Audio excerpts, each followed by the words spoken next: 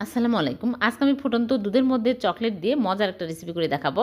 প্রথমে আমি ১ cup liquid দুধ আর ২ টা ডিম, চিনি 1/4 কাপ, ভ্যানিলা এসেন্স দিয়ে দিচ্ছি সামান্য পরিমাণে আর 1/2 কাপ লিকুইড দুধ দিয়ে আমি ভালো করে মিশিয়ে নেব। তারপরে আরও ১ কাপ লিকুইড দুধ দিয়ে দিচ্ছি। দিয়ে এক সাইডে রেখে দেব। চুলায় প্যান বসিয়ে দিয়ে দিচ্ছি ঘি ১ চামচ, লিকুইড দুধ দিয়ে দিচ্ছি ১ কাপ। তারপরে ডেইরি মিল্ক চকলেট ২টা দিয়ে দিচ্ছি আর চিনি 1/4 কাপ দিয়ে নেড়েচেড়ে এর মধ্যে দুধের মিশ্রণ দিয়ে দিলাম। দিয়ে ভালো করে নেড়েচেড়ে শক্ত করে নিতে হবে। একটু সময় নিয়ে ভালো করে নেড়েচেড়ে নিতে হবে।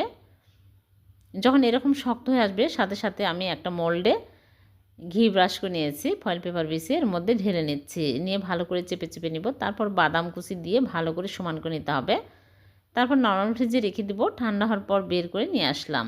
এখন ফয়েল পেপার খুলে কেটে আপনাদেরকে দেখাচ্ছে। হয়ে গেল ভীষণ টেস্টি ডেজার্ট। এভাবে বানিয়ে দেখবেন, ছোটো বাচ্চারা অনেক পছন্দ করবে।